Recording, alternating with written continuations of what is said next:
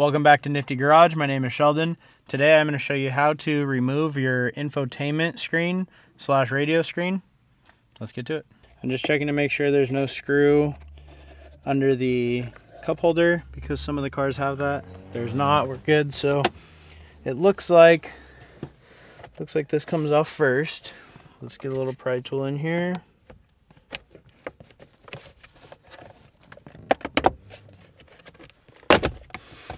So that pops up,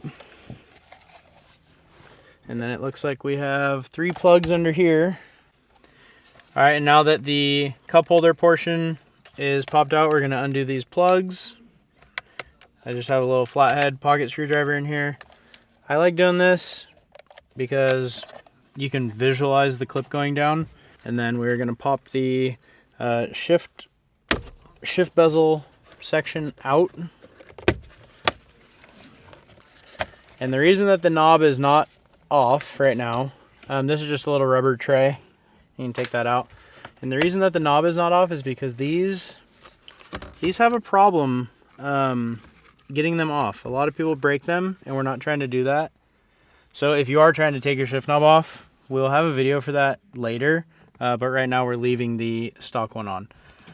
We can see that there are 2 screws right here. We're going to pop those screws out. And then these 2 side pieces will come out.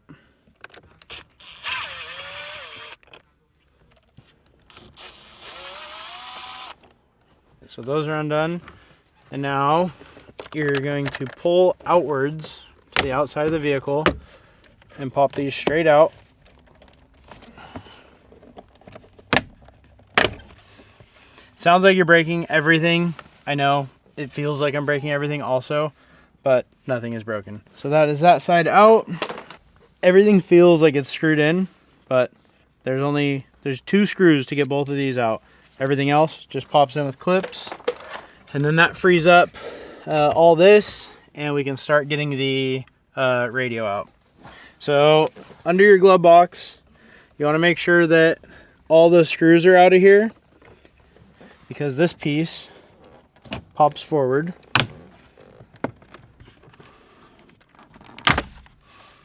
All right, then we're going to come over on this side. We're going to undo the screw on the driver kick panel. And then realistically, this should pop out and pop down at least. It doesn't need to get fully dropped down because all we're trying to find is that one screw back there. You're going to see a screw back here. And then this piece should pop out. So it's going to pop out and go forward towards the car. This pops forward that way, or towards me. And then that piece goes forward. And then basically what that's doing is allowing this this whole section right here to free up. So I'll go do that on the passenger side. Same thing on the passenger side. We're going to pop that screw out of there. Whoa, you're coming with me. Pop this out towards you, and it's going to it kind of worms this way. I don't know the correct term to use, but it slides back in first. So front out and then slide forward. That comes out. Put that to the side. We're going to see a screw here. And then now that should be pretty free. This is loose. This should pop up.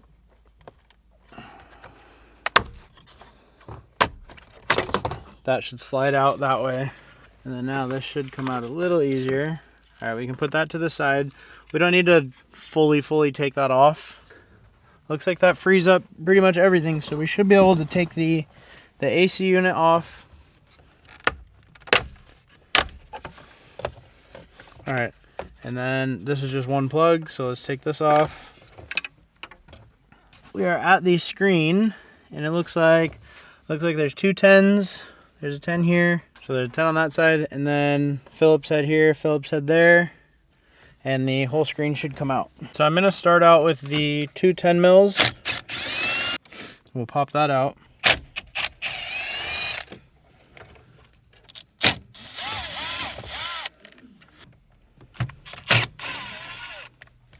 All right, and then once we have all that side done, the screen still needs to come out this way.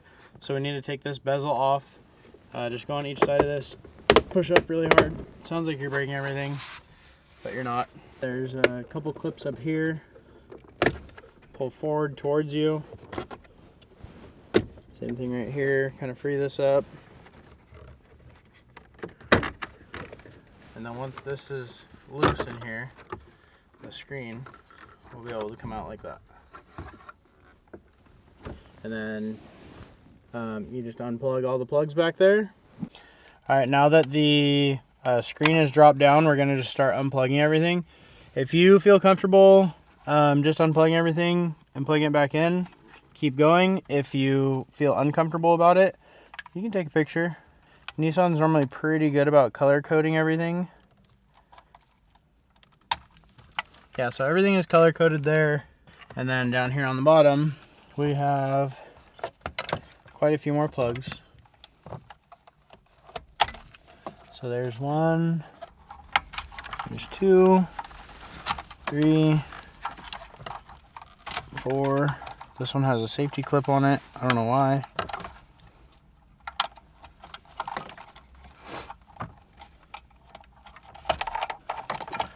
And we got, this is probably the AC control module right there. I stopped counting. All right, and your screen is out.